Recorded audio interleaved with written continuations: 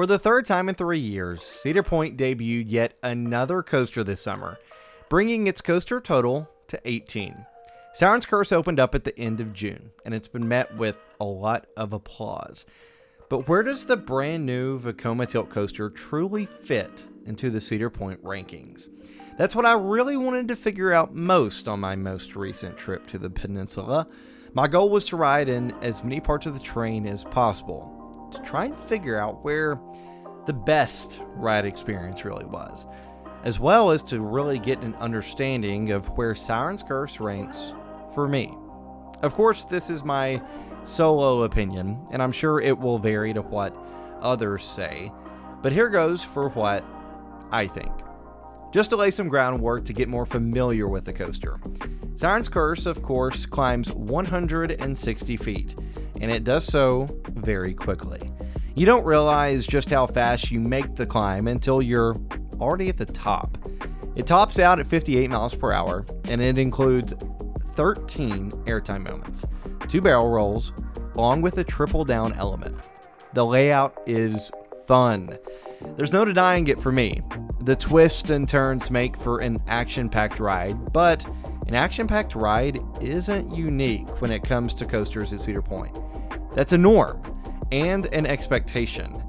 But here are some things that Siren's Curse really does well on its own without comparing it to any other coasters. First up, the tilting aspect is as much fun as it looks. I get it. It's kind of a gimmick, but the drop is a lot of fun. After riding coasters over and over again, I find myself having a hard time finding a coaster that causes my stomach to drop.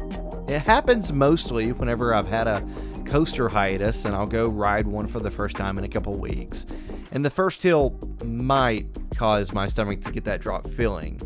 But Siren's Curse actually delivered time and time again. When it comes to dive coasters, you kind of just sit there on the edge and go. But this was way different.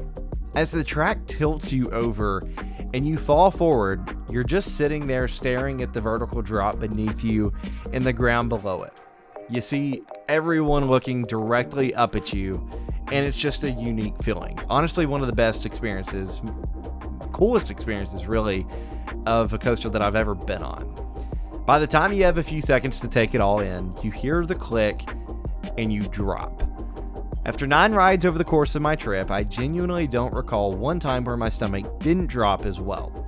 I will say, I think the train provides the best ride experience in the back rather than the front, not even factoring in the remainder of the layout. But naturally, if you're in the back of the train, then you're higher and experience more of the drop. It is a noticeable difference. Don't get me wrong, the front is cool. It's fun slowly creeping up to the end of the track and there being nothing between you and the end of the track. But the drop, due to the difference in height, does take away the experience for me. I'm glad that I was able to ride in the front, but given the choice, I'd choose the back row every single time. I feel the same way for the remainder of the layout too. Being in the back, the train whips you through the airtime moments and barrel rolls with more force, of course, as most coasters do, making the ride experience more intense. And those airtime moments are punchy. Sure, the over-the-shoulder restraints don't let you get out of your seat as much as other restraint types do, but that's par for the course. The restraints are very comfortable though. The trains are spacious, and for someone who is slightly on the larger side, I had no problem with them.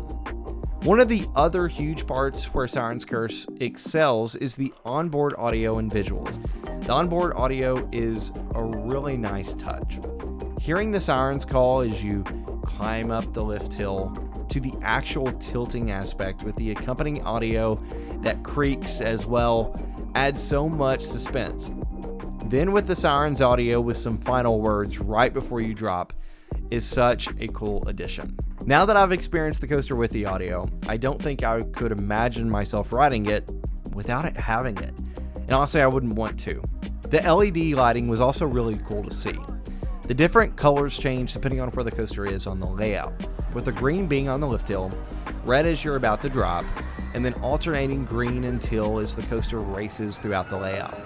All of these features make Siren's Curse an incredible coaster, and a must ride whenever you visit Cedar Point.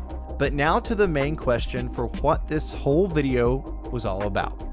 Where does Siren's Curse rank in the coaster lineup at Cedar Point?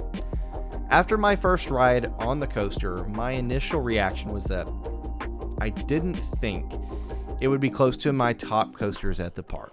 And after 8 more additional rides, I think that stands true. Siren's Curse is really, really good.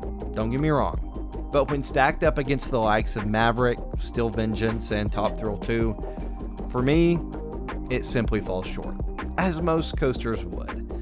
I've got Siren's Curse coming in at number 5 on my Cedar Point rankings, with Millennium Force at number 4, Maverick at 3, Top Thrill 2 at number 2, and Steel Vengeance, my overall number 1, coming in at number 1.